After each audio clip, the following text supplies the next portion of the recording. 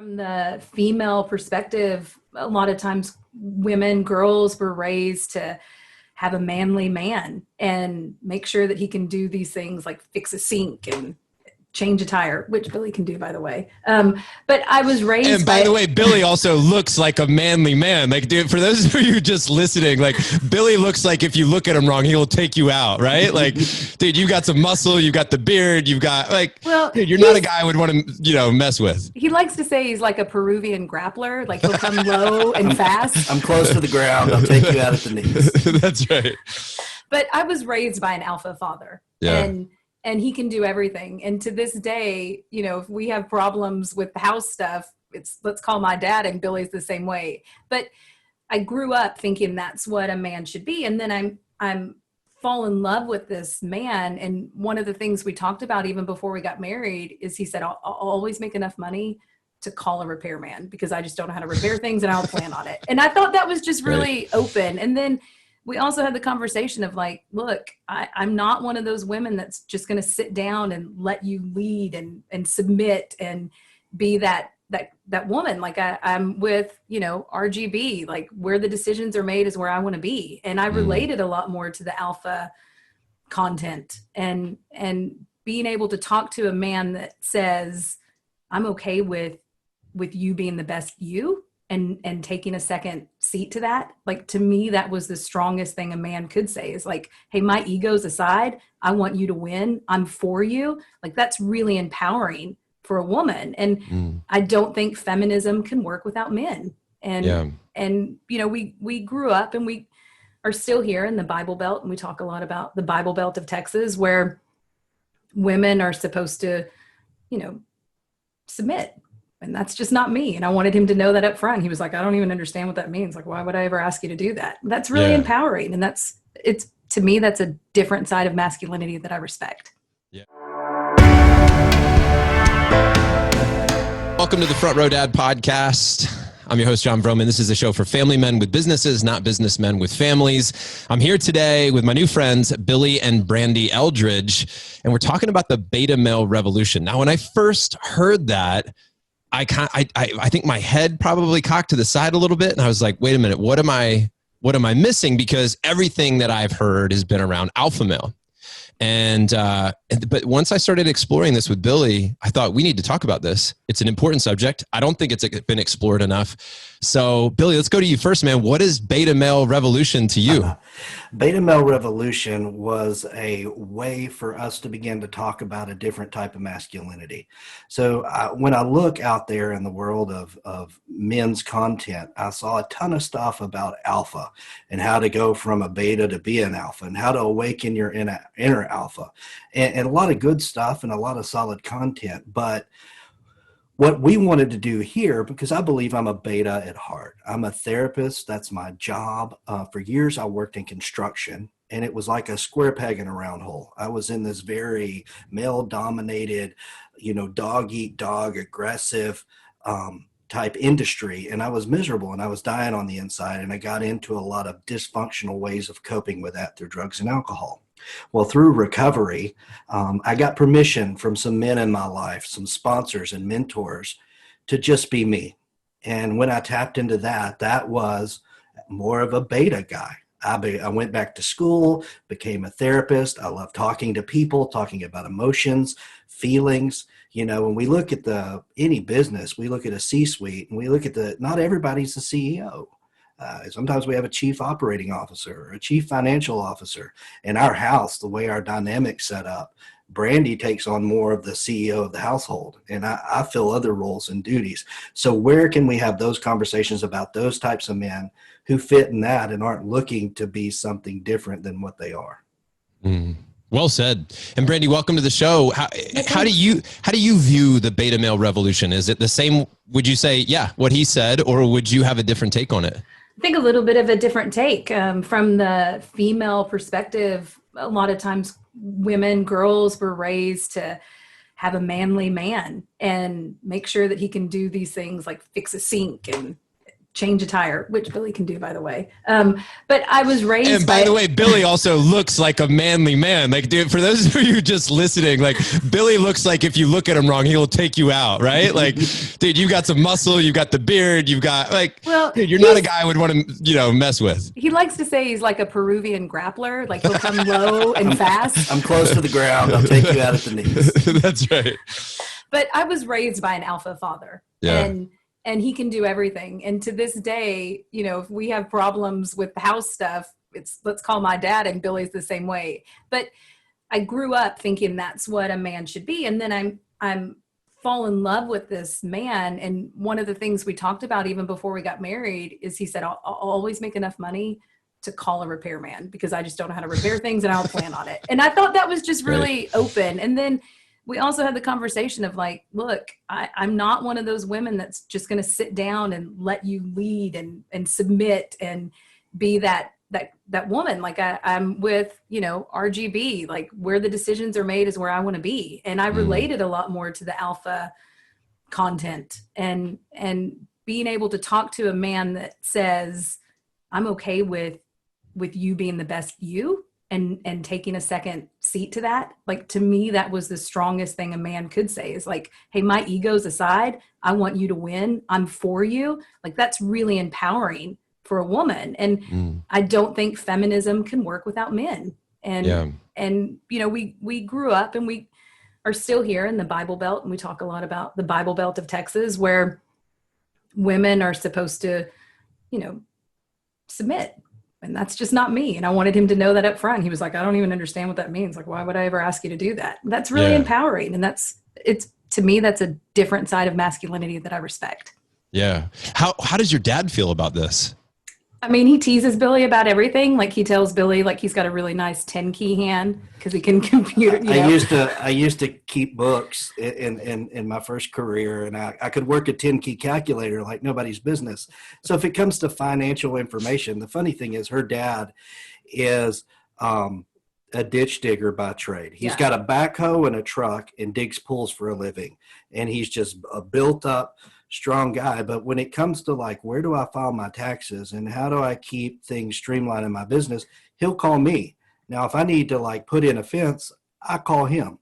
And we have this balance and this yin and yang, like with Brandy and I, the way she was talking about her power and strength doesn't affect my ego the way it would have in the 20s. It doesn't make me feel less than. To me, it's super sexy and awesome to come alongside a powerful woman who's taken on the world. I mean, to me, that's an honor to get to sit in that position, in that place. He's so cute, right? Like, who wouldn't love this? My parents do love him, by the way. That's awesome. When does it not work? Ooh, good question. Yeah. Good question. I think we've had struggles when it comes to parenting. I think we had to really wrap our heads around how each other were going to parent, because I come from that very like alpha, don't disrespect me, don't talk to your mom like that. And Billy's very much like, hey, what are you feeling right now? I'm like, you can't rationalize with a 5-year-old, like just, and so we had to really like work through and balance that. And I think we found a really good balance of listening to our children, working things out with them, being firm, fair, and consistent. And I think that's when it doesn't work. That's when it hasn't worked in the past. Yeah. And I think in our relationship and with our kids, I would probably come from, I want to be an emotionally available, emotionally in tuned parent. And I feel that, those are the kind of the gifts I give the world and the things I teach guys. In our relationship, kind of the ways it hasn't worked is I'm a big feeler. So I get my feelings hurt really easy. So when she kind of comes in like a wrecking ball and has got her plan on how we're going to do something, and I want to go a different direction and I get my feelings hurt, if I'm not in a healthy place, I go to becoming passive aggressive. I can get real nasty. I'm not good with confrontation. So I've had to learn that. That's one of those probably more alpha skills. One of those strengths that I've taken is learning healthy confrontation, because my MO was just to avoid. And if I got upset enough, I'd get really nasty and passive aggressive. Yep. where I'm just aggressive. She's just going Right. to, I never have to wonder where she stands. And that's a beautiful gift. But with me, I can be a bit of a mystery because I don't know what I feel a lot of the times. I can feel a room and tell everybody in the room probably where they're at emotionally. But when it comes to me, it's really hard for me to identify exactly what's going on in here. And I've had to do a lot of work on that. No, go ahead. I'm sorry. I was just going to ask if there's a time when you do step into the alpha, and is there a time, Brandy, when you just love him to take the reins? Is there a time when you want to be submitted, if you will? Oh yeah, but I don't know. Is your podcast queen yes? after that? The answer is yes. Bedroom. The answer is I'd love to talk about that because that's a big part of where this shows up. I mean, when you do the deep dive in the research, if you're talking about The Way of the Superior Man, as an example, a book that's been shared a lot, in the alpha world, or in when you talk to sex therapists or relationship therapists, a lot of it is you need to step in and own your alpha because the true feminine spirit really, really wants to be controlled and taken care of. Even if they say they don't, it's like, right? I mean, that's an interesting place to play. So, I mean, my question is there a time to be alpha for you? And if we want to take it to a romantic or intimate setting, I'd love to go there. Mm-hmm. Well, I'm going to tackle the bedroom first. Yeah. Because I really do think that. Tackle the bedroom. Yeah. I really do think is this telling us a lot, Brandy, the fact that you want to. I think that's a great question. And I would give you pushback on that and say that's not really an alpha move in the bedroom, because what a beta does is a beta listens and knows and is a giver. And I think when you talk about everything according to intimacy, when you talk to women about intimacy, there is that fantasy of like, but there's also the reality of, if I don't feel connected to my husband or my spouse or my partner, if I don't feel that connection first, I don't want to do anything. And that's when you see a lot of women that are in my groups. I've seen a lot of women that are like, oh gosh, I have to make sure I have sex with my husband this week. I've never felt that. Like, I'm excited because there's this intimacy that he has created. And there's this place in the bedroom where it's not about him, it's about me. And to me, that is the most alpha move you could ever make. So, yeah. Man, that's a really good point, Brandy. And I would say there is part of that. You do have to tap into confidence. I think an unhealthy beta, which I probably was for a lot of years, there were a lot of insecurities that I had to work on that didn't allow me to have the confidence I needed to have to own myself in certain spaces, and the bedroom was one of them. So that's where definitely being in tune with my partner, communicating about sex. I think just a lot of unhealthy men just require and demand sex. And so you could say that's a gruff, very forward move. But if that's all it is, and you're not talking about it, and you're not being attentive to the other person, and you're not finding out what they like and exploring their fantasies and their passions, and it becomes a reciprocal thing where we're both listening to one another. Brandy talks about kind of the thing that won her over the first time I gave you a kiss was a bit of it was an alpha move. It was a bit of an alpha move. Our first date, we'd been friends for many years and just hadn't crossed that line. And he asked me at the end of the night, can I kiss you goodnight? I was like, no, we've been friends since college. That's just not going to happen. And he walked off from my doorstep and he turned around and he goes, yeah, but one of these days you're going to ask me to kiss you. And he just had this air of confidence about him. And I was like, get over here. Let's do it. And that was it. We never left each other's side after that. That's awesome. And it was like this confidence that he had. We haven't spent a night apart since. It's been a wonderful... that's really great. So, I mean, truly being beta is not the absence of confidence. No. Right. No, I think it's so funny because I think we have a spectrum, and then there's the unhealthy beta that tends to go to self-pity, shame, passive aggressiveness. There's the overinflated alpha who's just ego driven, everybody else out of the way, doesn't think of others. But when they both get healthy, they look a lot like each other, and they're here in the middle, and they embrace both sides of that confidence, that strength, but also that emotional attunement where I come in after a long day and I want to be able to check in with my wife and be present with my children and be an emotionally available partner. I'm not just, it said for years, men were just the financial providers, where women are out there killing it in the business world. They need an emotional provider. And who's going to show up and make deposits in that emotional account? And who's going to get on the floor and play with the kids and not just hop in the recliner and be like, I did my part. I put the check in the account. I'm good now.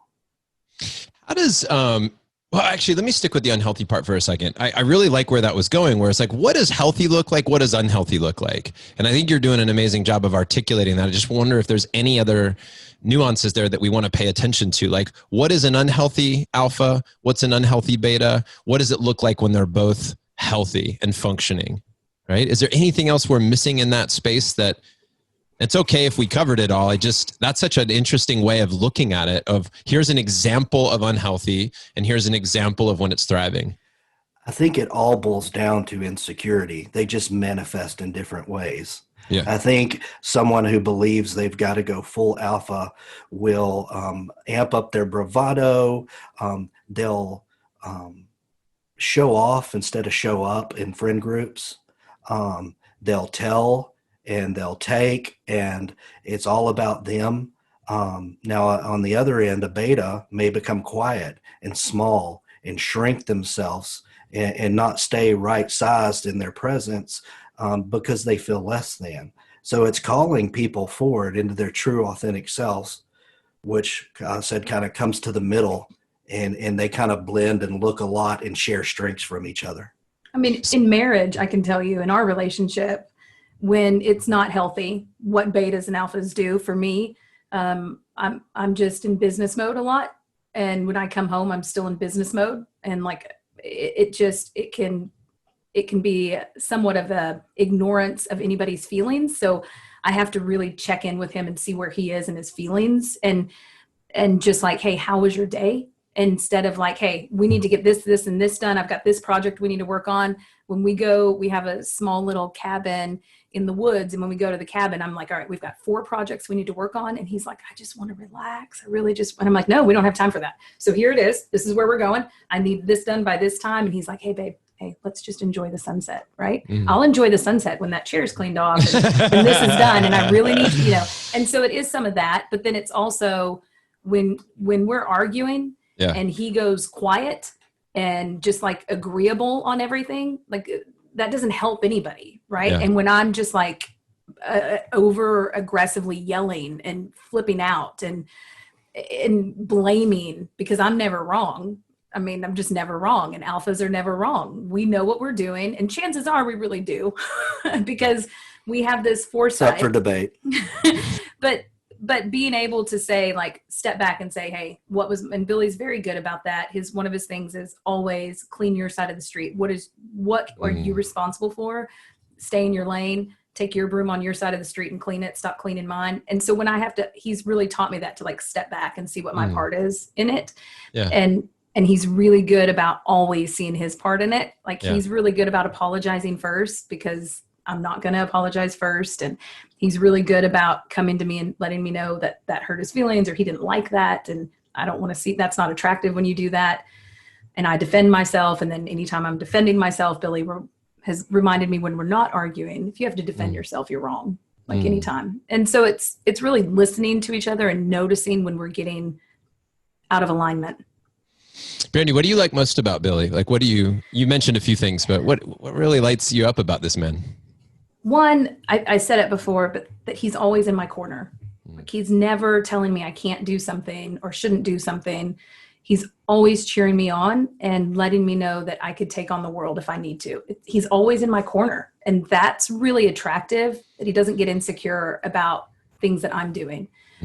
He's kind to people. I mean, when we go to restaurants, I don't have to worry about him getting upset because his steak isn't cooked right. Like, he's kind to people, and he's easy to have in a room and not have to worry about him talking to people. So if we go to a fundraiser or we have to go to a black tie affair, I know that he can talk with anybody, chill with anybody, not be insecure about it. Or if he is, he's not showing it. He can work a room beautifully, and he really listens to people. When you meet him in person, like, he's going to listen to you. You feel like you're the only person in the room. And so he just gives this, I'm here with you, I'm present with you. And just exudes kindness to people and open-mindedness. And that is really sexy. And you feel supported. That's what I heard. Yeah, for Yeah, sure. really supported. And as somebody who's taking on the world, like you need support. It's part of taking on the world, right? You really need a team. Yeah, you don't want to be isolated. Billy, what do you love about Brandy? Oh, it's fun to sit back in awe and just watch her go and have full confidence in knowing that what she sets her mind to, she's going to accomplish. The work she does in the world, she works for a nonprofit who, helps children who've suffered at the hands of child abuse. And she does it from an executive standpoint and putting all the parts into place so that system can function and the services are there when they're needed. And it's just amazing to me. She came to me, she wanted to go back and get her doctorate. And I think, okay, she's going to go here to a local small community college. She decides to go to the University of Southern California, and she's finishing up her doctorate right now in leadership and organizational change. And just to sit back and be amazed at the person I get to share my life with is such a cool feeling. Yeah. I like that idea a lot. It's something that, and I told you, I think, Billy, that you and I have a lot in common. Of a lot of things you talk about, a lot of things that you feel are things I've felt over time. And it's actually Front Row Foundation, our charity that started back in 2005, helps kids and adults who have a life-threatening illness go see the event of their dreams from the front row. And then we decided to write a book about all this 10 years later, which was called The Front Row Factor. It's like, what does living life in the front row really look like? And the metaphor or the story that we tell about what that looks like is we give a lot of credit to people playing the game. You hear in motivational speeches, it's like, don't be on the sidelines, like get in the game, right? And well, of course, it's wonderful to play the game. And we need players, and you need to play the game, right? I get the idea. That's not lost on me. But I think that what we do in the spirit of that is sometimes put down the people on the sideline. Like you're a loser if you're on the sideline. But we're not talking about just being on the sideline because you're too afraid to be on the field. We're talking about being on the sideline because you're choosing to cheer someone on. Like as a parent, I'm on the sideline. It doesn't mean I'm a loser. It means I'm there supporting my kids playing a game. Right if you on. love sports, you're there to cheer your team on. Like they love that. It's part of the community. It's like you need somebody that's playing and you need somebody that's cheering them on. They're both important roles. For the ecosystem to work. And so living a front row life was oftentimes about putting somebody else in the spotlight, making somebody else the star for a moment versus like, how can you just do more for you? It's like we all, even alphas, everybody takes a moment to shine the light on somebody else. I mean, a lot of times if somebody's the leader of a team and they're the CEO, they have to be praising and leading and being in the front row of somebody else on their team to delegate credit, right? And to shine the light. But so I think there's just different ways of articulating, like, when do we show up as support for the other person? How can we not be threatened by somebody else showing up and stepping up? I think that's really like what we're talking about here. Tell me, Billy, from your perspective as a therapist, looking at your practice, looking at the people that you've supported, how many men out, is this a topic, by the way, that you've been diving into for a period of time with men, this alpha beta concept? Yeah. Okay. We've been. So here's my question. How many guys are beta and that really should be alpha, that are just being, that they should really step up into the alpha role? And maybe that's not even fair to say. Shift into the alpha role, right? Because stepping up makes it sound like beta is somehow stepping down. And I think we're trying to eliminate that. Yeah, right? So, but what I'm saying is, how many people are pretending to be alpha that should be beta? How many people are beta that should be alpha? How can they shift back and forth? And maybe, without making this question too long, can we redefine what alpha and beta is? Because I think that taking a step back for a second, going, wait a minute, I'm not even sure I recognize the difference now that we're into this conversation about what is beta again and what is alpha. So can we start by defining it, and then you tell me a little bit about where people are playing and should they shift? Yeah. I think when we look at the natural alpha role, it's those people who fall into the leader of the pack very comfortably. The hunters and the gatherers. Yeah, we go back to the hunters and the gatherers, and that's one question we ask: are you a hunter or are you a gatherer? Do you want to charge out with a weapon and bring back the kill? Are you more interested in once the kill's back, they bring the backstrap back in, you're able to stuff it with some cream cheese, wrap it in some bacon, put it on the smoker, make it taste delicious. We're both valuable. We both have something to offer, but we're two different people, and we both have strengths to bring to the table. So really, alpha and beta in and of itself, they're just constructs and they're ways to describe personalities. We could describe it a million different ways through the Enneagram, through other typing systems, but it gave us a very simple way to break down what we would consider health and unhealth in two simple personality types. And so what we want to see is people becoming fully integrated with their truly authentic being. And if you are a sensitive, feeling person, that is not weakness, that is strength. If you have this passion to take on the world and charge the mountain and start a company that revolutionizes the way an industry works, go do that. And I will come alongside you and be your support person in a million different ways. I'm your guy. But I'm probably not going to start the charge. And so it's me trying to fit into that role that's unhealthy. So I have a lot of guys come in that would probably fit in the alpha role. I get a lot of guys from industry, a lot of executives, a lot of oil field, tough, gruff workers. And usually their biggest problem is they're not emotionally in tuned to their family. I tell people I work with husbands that don't want to be in therapy, or men that don't want to be in therapy. Either their work made them come because there's some dysfunction there, or their wives made them come. And so they're not there by their own choice. And usually it's because they haven't tapped into a deeper level of what do I do outside of my role as a provider. Their wife's not happy with them because they're out playing all the time. And so I work with a lot of guys who come in 10 minutes. They don't want to be there, but in 10 minutes they're crying on the couch because they're talking about their dad when they were 10 years old and how they didn't feel worthy and how they weren't ever going to let anybody make them feel like that again. And they were going to show everybody who was boss. And even though that worked for them when they were a child, as an adult, that's not a very effective coping mechanism. Brandy, any thoughts on that? Yeah, I think I don't like labels at all. And so I like that you brought that up, and that the beta and the alpha, when they're healthy, they start to look like each other. And it's just a very well integrated, healthy person. I think there's a lot of work on the individual, and Billy is really good about getting to that softer side that men often cover up. But I think there's a beta and an alpha in every one of us.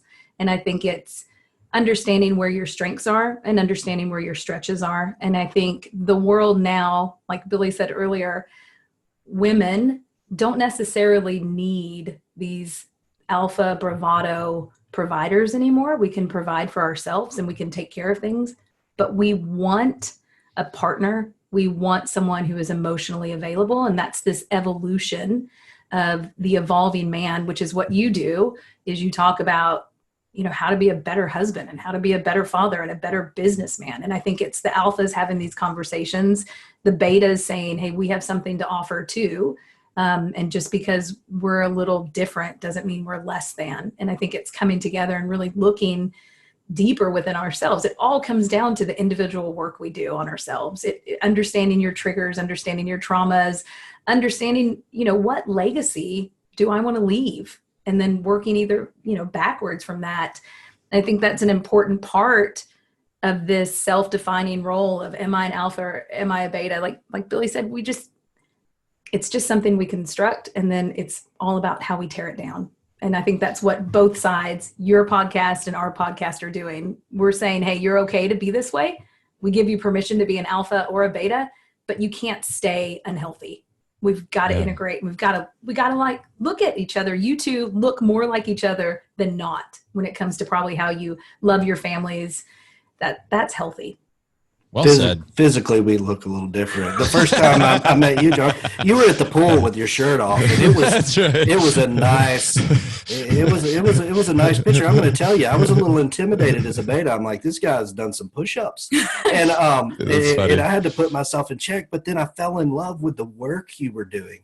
I'm like, here's a guy with all the confidence in the world, tons of stuff going for him, and he's talking about being a rock star dad.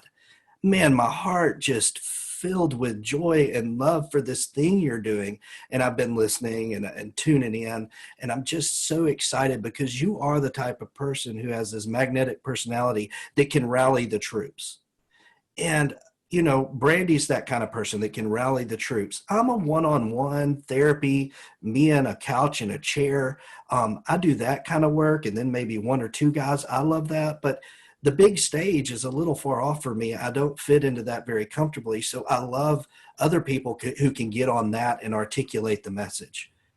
I love, Brandy, with your work in leadership, what I heard you said, which I think is brilliant, is that really we're just looking for strengths. We're looking to know ourselves. Where are our natural tendencies, our gifts, who our personality type, if you will, the part we were born with, and then understand a little bit about the programming, of course, and how our father affected us when we were a kid, what type of ego we built to protect ourselves and present a false self to the world. But then as we get older and we start to chip away and get at our core, who are we really in this world? And then we could figure out how it merges with other people and how we can then work with people and say, look, you got this strength, I got that strength. We can partner up and we can create real momentum together. That's what I hear you talking about, where I think the things that we want to rebel against, shout out to my friend Ned Schott, who has Rebel and Create, was like, one of the things that we rebel against here at Front Row Dads is this idea of dad being, of certain stereotypes of dads in general. And like one of them is that they can't be emotionally dialed in. They're this bumbling idiot, like just and I think that a lot of what you bring to the table, Billy, of this emotional, that's one of our pillars, by the way. Emotional intelligence is a pillar of Front Row Dads. We have 6 of them. So we have health, we have marriage, we have parenting, wealth and legacy. And emotional intelligence is in there because what you're talking about, and I was kind of raised in the Tony Robbins environment and Esther Perel, all of the masculine and feminine energy, and understanding both of those. And I looked at Tony as a great leader in that space because not only does he can grab a hold of his masculine. Somebody breaks into his house, I would not want to be on the receiving end of that. He knows where that is. Right. And where he needs to step up and lead. And at the same time, the guy cries like every other word is there's tears, there's connection, there's love, and I think that what we're talking about is understanding our core, understanding how it merges with the world, how it merges with your partner. And I don't think one is better than the other. I used to think that. I used to think like alphas are better than betas. Yeah. And that was a lot of me growing up. I thought I had to be an alpha to be worthy. Yes. And so here's how it went for me. I never could pull it off on my own. So in high school, I found alcohol and I found drugs, and that was my armor. And I could feel 10 feet tall and bulletproof and walk into a room and have the bravado and confidence that I thought I needed to fit in. And so in the early days, it was just partying and fun and being a wild kid. But as I progressed into adulthood and it became full-blown addiction and it was time to leave these things behind, I just became an out-of-control alcoholic and a drug addict, and that's all I had to offer the world. And so when I got sober, I thought, okay, it's back to needing to be an alpha. And an old fella set me down, and one of these wise men, and he said, first off, you're one of God's kids and he's crazy about you. And that just broke me because I felt unworthy and unloved. And then he said, I bet you thought you needed a big life. He said, maybe you need to wrap your head around a small life with some small plans and just do what you're put here to do. And then that'll be bigger than anything you can ever imagine. And that gave me permission to kind of tone down and just realize I had to step into my role and be who I was called to be. That doesn't mean I have to disregard what others are called to be. And I can't appreciate what they have to offer my life because alphas teach me a lot. And I say, if there's ever a zombie apocalypse or a nuclear fallout, I'm finding an alpha and getting behind him and asking, where do I need to go? Now, I mean, if he's hungry and needs a good meal or her, and talk about the atrocities of war and the trauma that causes, we can sit down and work through that. Yeah, they'll attack the zombies and you'll heal them when they get back. I get it. Right. Right. It's so funny. I was talking about one of our close friends, Ursula, and she has a lot of leadership qualities. And we were saying that if there is that zombie apocalypse, like we pictured her in the kitchen, like one hand she's flipping some, some sandwiches or some grilled cheese sandwiches. On the other hand, she's shooting zombies out the window, and she's because she crushes it, right? She's got a lot of alpha tendencies. And I just think it's fun to appreciate all of it. Yeah, it's fun to appreciate all of it. How much has the Enneagram, you mentioned that earlier, how much has that played a role in your life? Oh, that's informed our marriage and how we relate to one another. It's helped me understand Brandy. And we go through, we did an Enneagram episode on the podcast, and we're going to go through each number and kind of dial down. But that's informed me in a way to help appreciate some of the things that used to just scare the shit out of me that she brought to the table. This is the lens through which she sees the world. So she's an Enneagram 7. It helps me understand, and I'm a 9. I'm a feeler. I'm passive. I'm kind of, easygoing. She wants to tackle the world. So I always saw that as a threat. Now I know that, hanging out at the house and chilling in town, if I don't get her out of town and take her on an adventure at least once a month, she's going to start slowly dying on the inside. And that's going to manifest in an unpleasant human being that I have to live with. So I know I need to feed that in her. And then she knows I like to chill out and rest a lot. Yeah. That's kind of my thing. Yeah. There's nothing wrong with that. When we go on vacations now, I plan him a nap. Like I know, because I'm going to want to see everything and do everything. But if I don't plan him a nap, he's not going with me. And he knows he's got to go with me on some of these things. I think whatever works for people, the Enneagram worked for us, because I don't like to be typed. Like, you don't know me. Don't put me in a box. You don't know where I'm from. I'm going to take my earrings off and show me, Yeah. But when I did read the Enneagram, again, it goes back to that self-work. What book? The Road Back to You. Ian Cron. Ian Cron. Yeah. But we are working with Jackie Coben, who's fantastic, and she's on one of our podcasts, and she'll go a little deeper. And I don't think it matters what you use if the Enneagram works for you. But again, I've always Myers-Briggs, whatever. I think it all comes back to, like you said earlier, when you're a leader in an organization, if you're not self-reflective and you're not willing to say you're sorry and you're not willing to look at yourself, you're not a good business leader. Because if you have employees like I did, I would have people come in my office once a week telling me that I hurt their feelings and that I said something that I shouldn't have said to them. And I was like, God, you guys are one of them was sensitive.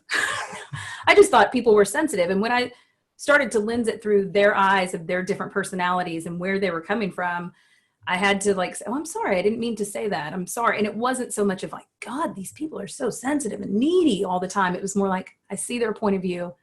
I can come off very blunt. I don't beat around the bush, and I forget things as soon as I say them. And so it helped me be able to see other people's point of views and be a more self-reflective leader and hear what people needed from me. What did they need from me at work emotionally? And I wasn't giving that to them. And so I think anything you use that again, you start to integrate fully, you start to be a better person and put more kindness out there in the world. Anything like that I can use, I'm going to use. Yeah. I'm a Enneagram 7. And I interviewed Ian on our Facing Life podcast, previously known as the Front Row Factor, years ago. And that was good. I think that we have guys in our community that are big on that, big on Enneagram. Yeah. And I think a lot of these things just give us a common language. It gives us a jumping off point to have conversation. And it's also nice when somebody else says it and you're not saying it. Because if I look at my wife and go, here's who you are. My wife's Russian, and I would probably get, I call her the Russian assassin. So she doesn't like to be coached. So if I say it, it's always so funny when she will get a coach or something or have a mentor enter her life, and she'll come to me and say, this is what the mentor said. And it's like, I've been saying that for 7 years, right? So we laugh about it, but it's nice when somebody else says it. Hey, the book said I was this. The book says I'm this way. I'm like, really? The book said that? I would have never guessed. Yeah, that's cool. I love tools like that because I believe they help you do a deep dive into the inner work and illuminate things that would take a lot longer to pull out when you have that guide and you have that something like Ian's work, his book, it just helps point you in the right direction. And there's just so many hacks in there where you can drill down and get deeper so much quicker. And anything like that, I believe the Enneagram's such a powerful tool. Somebody's out there right now. They're in their heart going, Billy, I think I'm a beta, right? And I've yet to embrace it. They're just feeling like that. What do you say to that guy? Probably the first step is to find a good understanding therapist. There's something powerful about having four walls where, one, it's confidential and you can explore conversations and spaces where you can talk about things you wouldn't normally. So tap into finding your authentic self. I think just starting to talk about it and starting to acknowledge it and, finding places and spaces where you fit are so important, because I believe we heal in community, not in isolation. So when you find people who love you and support you, when you start having those conversations, they're going to support you in those conversations. And man, you're just trying to find your best self. Can betas and alphas be friends? Can they hang out? Totally. Some of my best friends, I'm married to one. I sleep with one, and we have. Well, this all started when we went on a camping trip, and we were with like 5 other couples, I think. And we'd always notice that how we would congregate. And I was with these more alphas, and Billy was always with the betas, which tended to be mostly women, but not all. And we just kind of started joking all the time. Like, hey, look at the alphas. They're planning the hike right now. And the betas are wondering how everybody's feeling and what we're going to eat for dinner and what game we might play later on. And so we just started joking, and Billy was kind of the beta male through the whole thing. And that's where this started. But he was the one over there having these conversations. And he's the one that when our friends are having problems, they call him. And it just was a natural thing for us. And so I think betas and alphas are the best of friends. Yeah. And for so long, I thought I didn't have anything to bring to the table. All the alphas had all the good stuff, and I had some crumbs to show up with. And then when I became a therapist and stepped into my calling and the role I'm supposed to do, I started getting these phone calls from all my alpha buddies. They're like, man, I'm struggling with this thing with my wife. How do I work through it? And I began processing through conversations. I show up to a camping trip, and my buddy Brian's got an axe and a gun in case a bear attacks us. And I've got a crock pot full of gumbo already ready when we show up. And he starts going on about how good the gumbo was. And you thought about all of us. I can't believe this. And I'm thinking, I'm glad we've got a gun in case something bad happens. And then we found this loving relationship. He's this awesome guy that was a pro baseball player for the Dodgers, just the ultimate alpha. And we have this loving understanding of each other's strengths and what each of us bring to the table. I think it's good to make that point, because I know we have alphas and betas in our dad's group for sure. And I also wonder if is there a term for somebody that just falls right in the middle of those two? Yeah, that would be what is it? The omega? There's another there is another term for the person that falls in the middle, but I think that would just ultimately be a healthy human being. Just somebody that's fully integrated into their true authentic self, but they're probably going to have shades of one type more than the other. Sure. And in a relationship, you usually have that dynamic too. Who's the one that tends to get in the driver's seat when you go to dinner? Who's the one that usually makes the plans for vacation?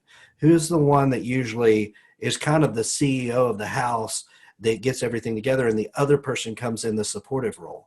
And we do a lot of couples work together. We do couples consulting, and a lot of it is based on which one are you. And situational. Yeah. And so like you said earlier, can you be an alpha and a beta? Absolutely. There are people that are complete alphas at work and betas at home. And I think that's a healthy thing too, of like knowing when you can go in and out of it and when you need to step up and when you need to relax. And if there's a lot of alphas in the room, I'm going beta. I don't need to be alpha right now. There's plenty of them. They're going to take care of it. I'm going back beta.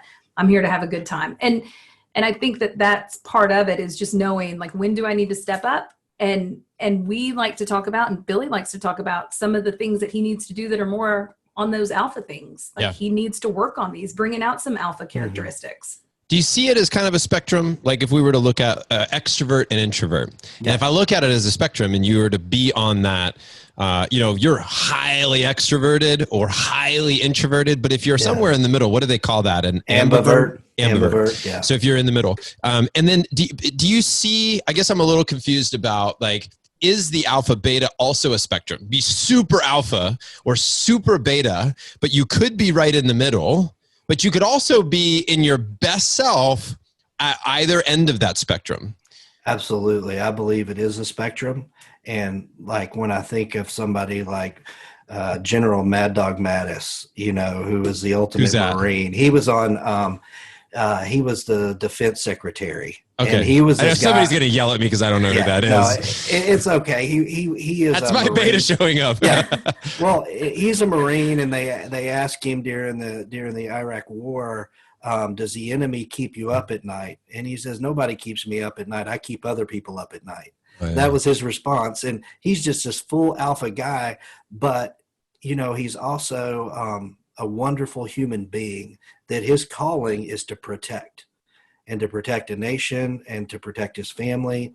And the way he sees the world is amazing. Now, a lot of his philosophies I don't relate to at all. I'm a fish out of water, but I respect him and I value him. So yeah, I believe he would be the idea of the consummate healthy alpha. When I think of a healthy beta, I think of Fred Rogers. I don't think anybody would say Mr. Rogers didn't have a lot to offer the world. He did a lot of teaching. He sat in front of Congress and defended PBS, the most powerful of powerful, defended funding. Yet he was this sensitive, intuitive, knowing guy, and his wife described him as a liberated man. And to me, that's beautiful. So I think we can have shades of both. We can be extreme on one end or the other. I believe Fred Rogers was a super beta.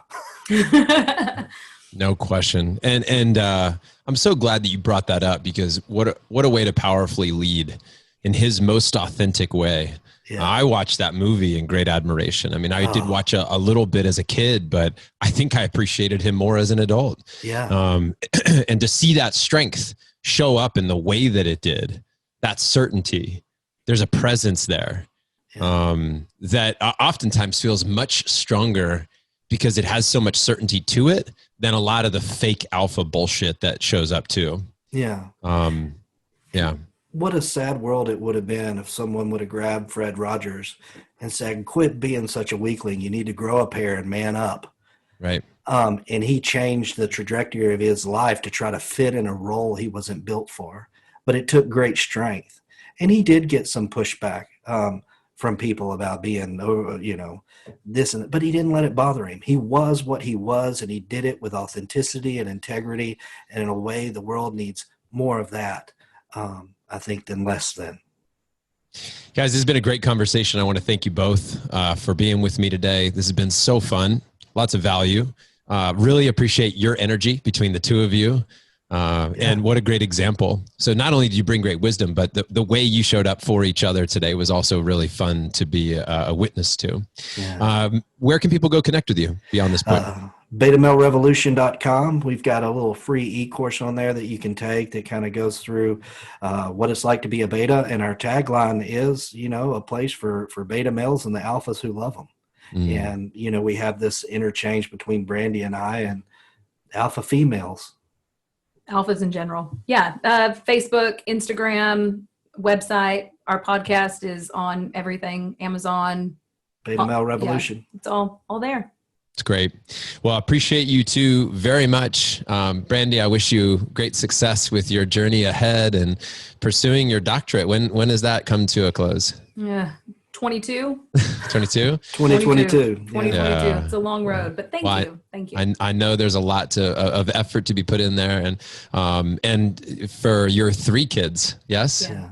For your 3 kids, I wish you guys tremendous memories ahead, and that I want to say, if they ever happen to listen to this episode, that they are very fortunate kids to have you two as parents. Thank you. Yeah. Thank you. Well, thank you, John. You're an amazing human being, and I'm so glad our mutual friend Joe Sanok connected us, because the work you're doing in the world inspires me. And through listening to your work, I've already made some key changes in my life, in my morning routine, that have started to impact our relationship and my relationship with my kids. And man, thank you so much. Awesome, guys. Well, let's do a round two sometime. We'll come back to this and see how beta male revolution has grown. Absolutely. Thank you so much. Thanks, John.